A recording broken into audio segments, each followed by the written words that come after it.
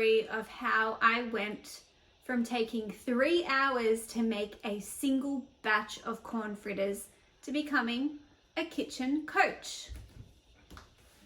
So yeah, you heard right. 3 hours to make a single batch of corn fritters.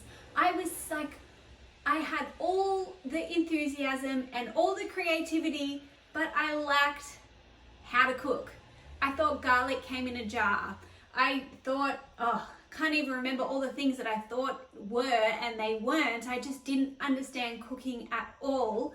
I had one recipe that I could make. It was spaghetti bolognese. And my mum used to make my brother and I cook. Well, we all had one night. So over 4 nights, my mum, my dad, my brother and I all had a chance to cook.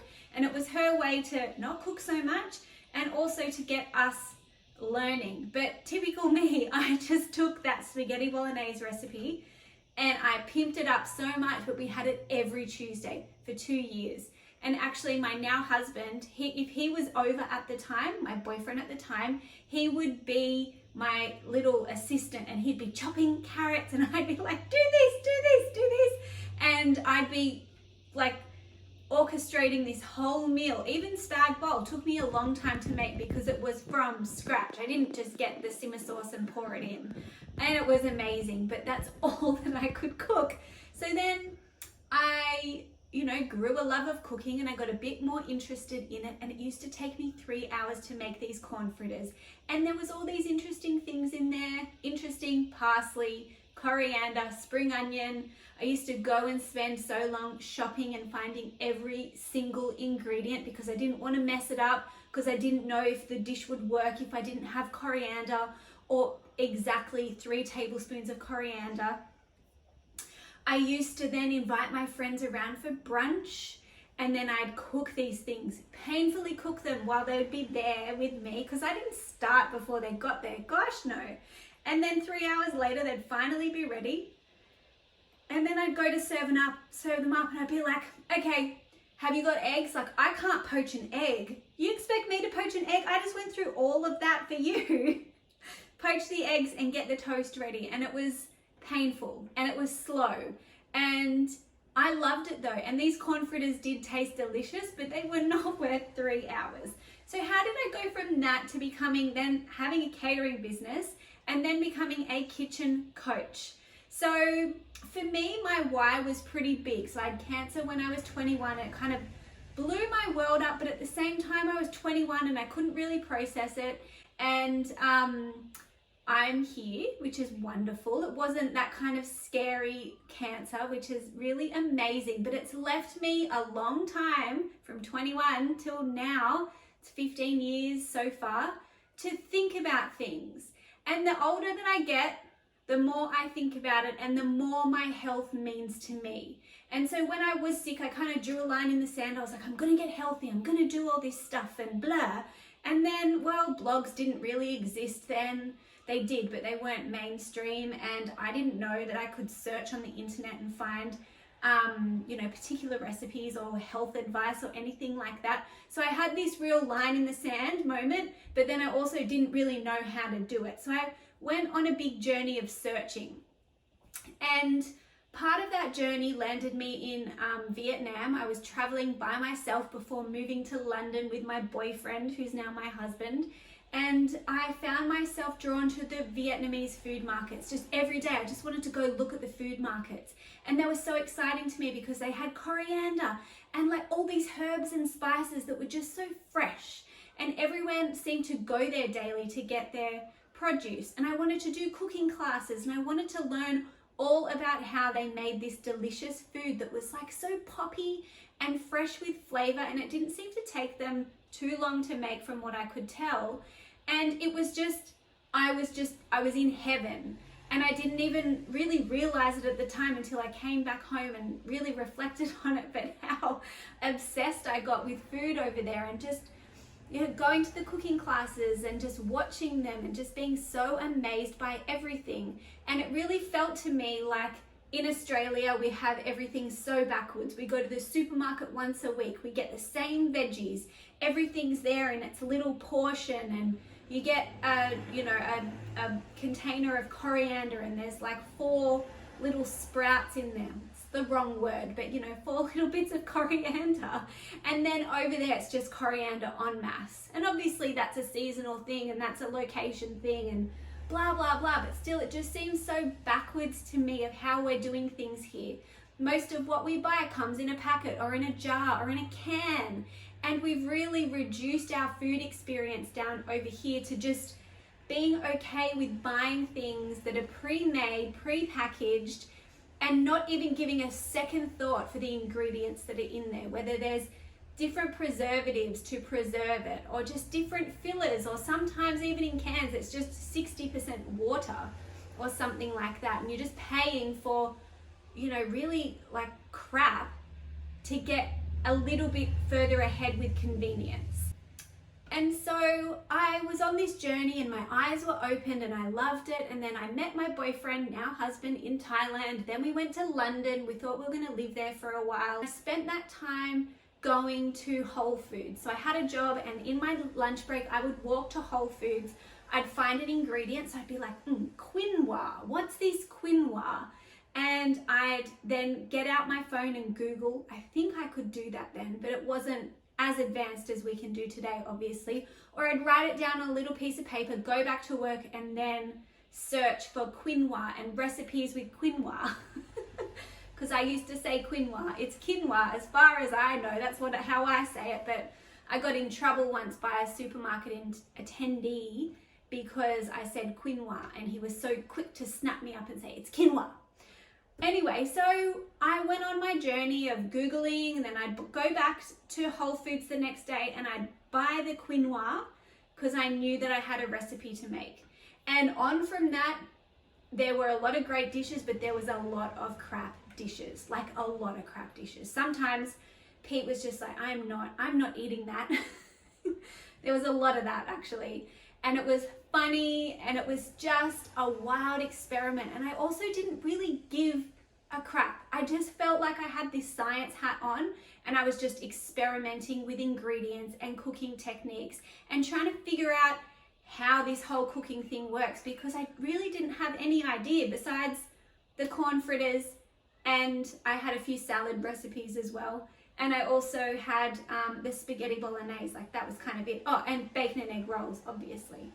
That was my knowledge up until that point. So I was experimenting, and it was just a whole big experiment for me. And I didn't have the pressure of having kids, or I didn't even really care if Pete didn't like it. It was like, all right, whatever, go get something, or there's this, and I feel like that was a really good way to just hone in on my confidence of not really caring too much what other people think about my food, because this is a big hang up, am I right? You don't want to just cook something and then serve it up and then everyone at the table is like, too much salt, too much garlic, too much this, too much that. And even if he was going to say that, I found a way to make it work. So here's more meat, here's crispy bacon, here's a dollop of yogurt, here's whatever it is that I know that you love, here's bread. I know you love it, and I know that that's going to get you through this meal, even though, maybe the meal wasn't that nice, or maybe it's just particularly not for him, whatever it is. Here's the bit that's going to get you through. And so that's a hack for you. If you have people that, you want to experiment, but you don't know that they're going to like it, and you're really scared of what they're going to say, add something that they love to it so they can just have that bit instead. Experiments. We ended up moving back to Sydney, and I started a catering business, which there was a bit more cooking in there. There was about a year of talking about it, and then I started it. And that was 2013, I think towards the end. I had a blog going before that, but I felt like I needed to do it because there were no lunch options in the city that were healthy and delicious. And I wanted to be the person that could deliver you your lunch, and it was healthy, homemade with love, full of flavor that I'd been inspired by overseas in Vietnam. And also it was that warm hug that we all needed, because I felt like, and maybe you'll agree, sometimes when we go out to eat, we get so complacent that the food's kind of okay and that's all right. Like, it's fine that it's just kind of okay, and maybe it makes you feel a bit yuck or you have different symptoms, but I feel like this complacency around eating out and just having it be okay, like the soggy salad that I'd get, you know, it was like this soggy Caesar salad, and it was just a bit but I was under time pressure because I wasn't organized enough. So I'd go out to get this thing at 1:30, and then I'd be like, oh, what am I going to get? What am I going to get? Oh, I'm just going to get that Caesar salad again. But it always made me feel meh. Like, that to me is that's not good. So I'm working, and then I start this catering business, and I had skills behind me at this stage, but I was just still experimenting. And I found, with a full-time job and then catering, cooking, recipe testing, delivering, it was just taking so much of my time to make all this work. And the recipe testing thing really got me, like, I was just like, there's got to be a better way to do this. And one day I realized that if I looked underneath everything that I was making, because they were predominantly salads, there was kind of like a format, a matrix, a template, there's a few different words for it, that would allow me to have that as the bare bones, and then I can build up on that whichever way I want. So it's chicken, and then there's quinoa, and then there's rocket, and then there's sun-dried tomatoes, and then there's bocconcini, for example. Just one for you. Or we're going to change chicken to beef, slow-cooked beef, and that's going to go with soba noodles, and then it's going to go with lots of coriander, and then it's going to have toasted sesame seeds, and then it's going to have this. So there was just all these different layers that I could see, and what I realized was that if I made every bit of that, every element, amazing, it doesn't really matter what goes together. And so when I say that, it sounds so like simple and basic and like, oh yeah, but I know that lots of people struggle with this, and there's, you know, it's all about recipes and finding new recipes and recipe ruts and recipe this and what do I do and this one's stuffed up and blah. All of this stress around it. I need a new recipe book. I need a new meal plan. I just need someone else to tell me what to do because I could never do it for myself. But what I see underneath that, and this is what I had, this is what I experienced, and this is exactly how I've gotten to where I am, is that if you work on your cooking techniques, so that is how I roast a chicken.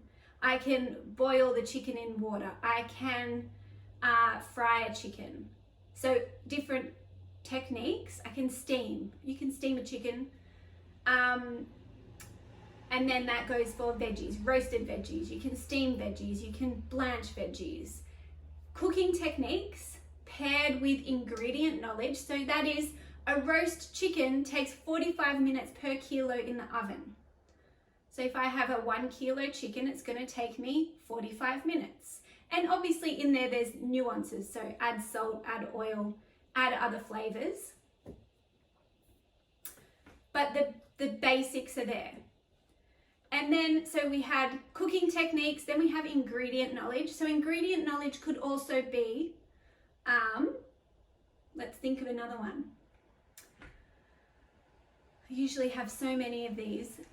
Sweet potato is amazing in a mash. That's ingredient knowledge. Sweet potato is also amazing roasted in the oven.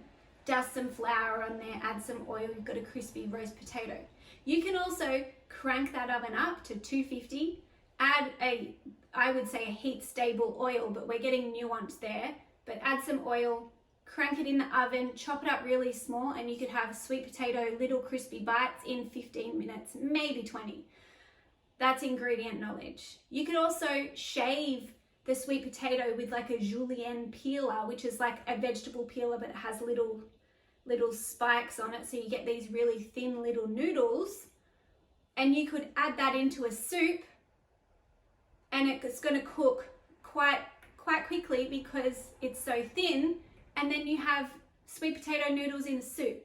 So this is all ingredient knowledge, and I can go on and on and on about every ingredient, But for the average person in the average home with just cooking recipes, you already know so much more than you realize about cooking these recipes and about ingredient knowledge, that it's just that the way recipes and blogs and cookbooks are these days is that information isn't given. The recipes are important. I learned to cook with recipes as well, but if you want to save time in the kitchen, if you want to just remove the mental bandwidth, or I'll say a lot of it, that relates to cooking your meals, if you want cooking to feel fun and easy and freeing, if you want to be able to go to the shops and buy the whole chicken that's on special, or get 2 kilos of beetroots because they're 70 cents a kilo, or just take advantage of whatever specials are in the shops, use up what's in your freezer, use up what's in your fridge, use up all the random bits that are in your pantry that you don't even know what to do with.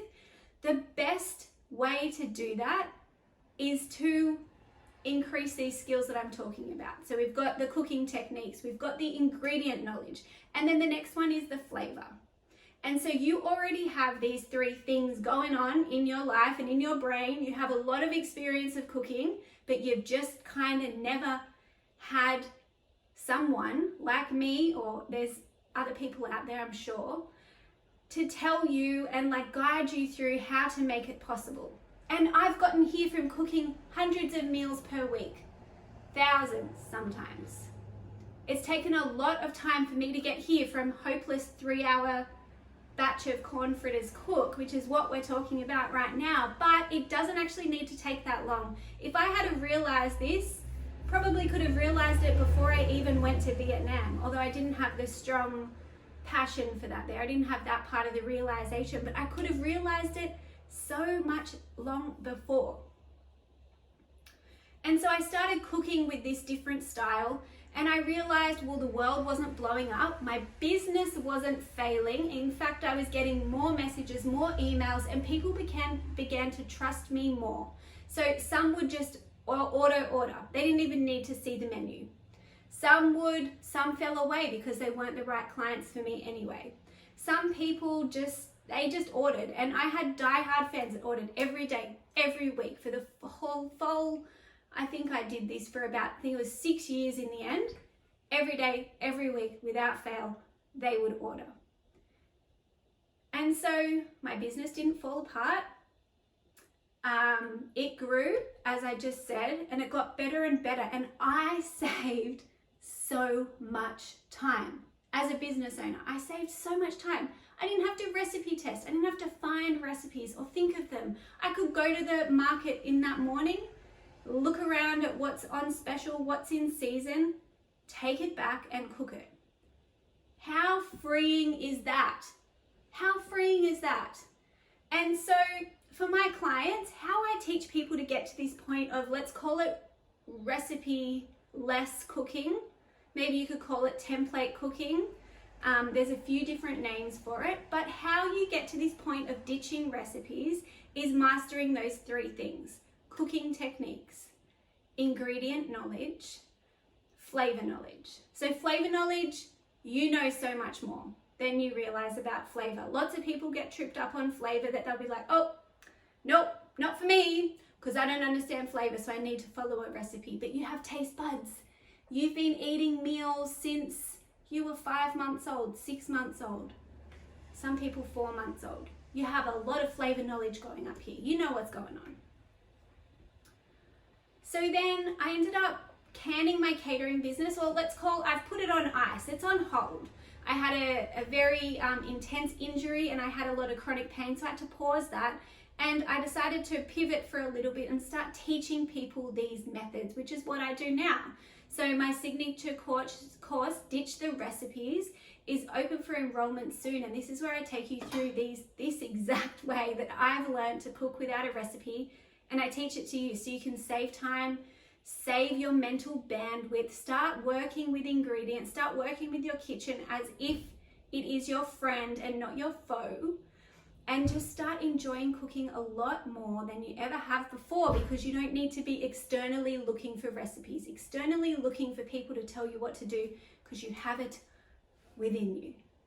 So that's how I got from 3 hours to cook a batch of corn fritters into a catering business and into a kitchen coach. Thanks for watching. Are you ready to save time by ditching recipes and whip up meals with what's in your fridge and pantry?